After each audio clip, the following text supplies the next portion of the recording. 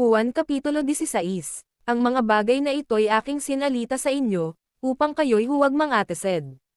Kayo'y palalayasin nila sa mga sinagoga, oo, dumarating ang oras, na ang sinumang pumatay sa inyo ay aakalang naghahandog siya ng paglilingkod sa Diyos. At ang mga bagay na ito'y gagawin nila, sapagkat hindi nila nakikilala ang Ama, ni ako man. Datapwat ang mga bagay na ito'y sinalita ko sa inyo, upang kung dumating ang kanilang oras, ay inyong mang-aalaala, kung paanong sinabi ko sa inyo.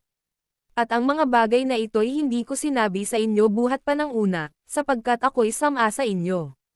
Datapwat ngayong ako'y paroroon sa nagsugo sa akin, at sino man sa inyo ay walang nagtatanong sa akin, saan ka paroroon?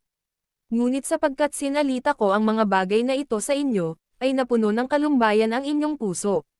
Gayon may sinasalita ko sa inyo ang katotohanan, nararapat sa inyo na ako'y yumaon, sapagkat kung hindi ako yayaon, ang mga aliw ay hindi paririto sa inyo, ngunit kung ako'y yumaon, siya'y susuguin ko sa inyo. At siya, pagparito niya, ay kanyang susumbatan ang sanglibutan tungkol sa kasalanan, at sa katwiran, at sa paghatol. Tungkol sa kasalanan, sapagkat hindi sila nagsisampalataya sa akin. Tungkol sa katwiran, sapagkat ako'y paroroon sa Ama, at hindi na ninyo ako makikita. Tungkol sa paghatol, sapagkat ang prinsipe ng sanglibutang ito ay hinatulan na.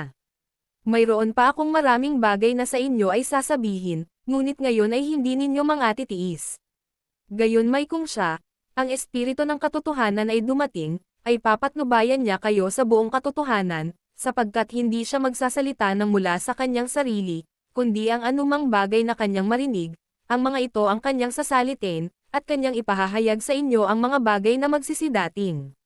Luluwalhatiin niya ako, sapagkat kukuha siya sa nasa akin, at sa inyo'y ipahahayag.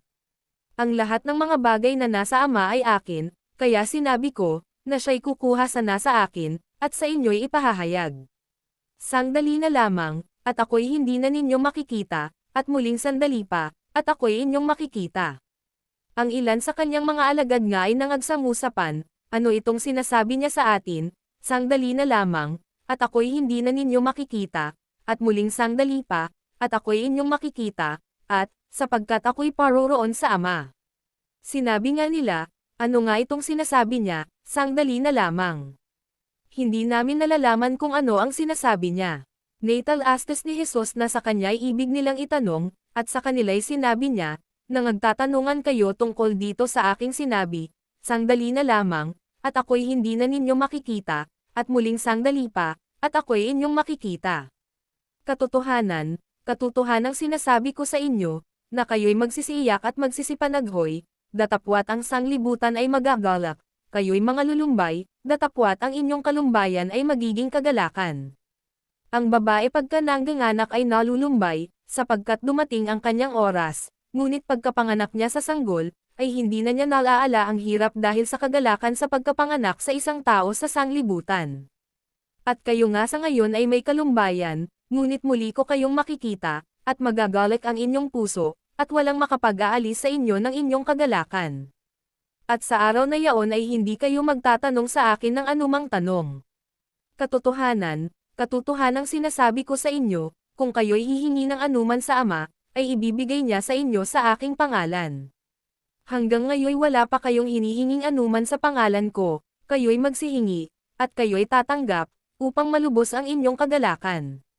Sinalita ko sa inyo ang mga bagay na ito sa malalabong pananalita, darating ang oras, na hindi ko na kayo pagsasalitaan sa malalabong pananalita, kundi maliwanag na sa inyo'y sasaysayin ko ang tungkol sa Ama.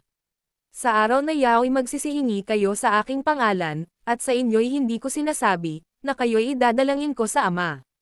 Sapagkat ang Ama rin ang umiibig sa inyo, sapagkat ako'y inyong inibig, at kayo'y nagsisampalataya na ako'y nagbuhat sa Ama. Nagbuhat ako sa Ama, at naparito ako sa sanglibutan, muling iniiwan ko ang sanglibutan, at ako'y paroroon sa Ama. Sinasabi ng kanyang mga alagad, narito, ngayoy nagsasalita kang malinaw, at wala kang sinasalitang anumang malabong pananalita. Ngayon ay nakikilala namin na nalalaman mo ang lahat ng mga bagay, at hindi nangangailangan na tanungin ka ng sino man, dahil dito'y nagsisisampalataya kami na ikaw ay nagbuhat sa Diyos. Sinagot sila ni Jesus, ngayon bagay nagsisisampalataya kayo. Narito, ang oras ay dumarating, oo, dumating na kayo'y manganggalit, ang bawat tao sa kani-kanyang sarili, at ako'y iiwan ninyong mag-isa, at gayon may hindi ako nag-iisa, sapagkat ang Ama ay sama sa akin. Ang mga bagay na ito ay sinalita ko sa inyo, upang kayo'y magkaroon sa akin ng kapayapaan. Sa sanglibutan ay mayroon kayong kapigatian, ngunit laksan ninyo ang loob, aking dinaig ang sanglibutan.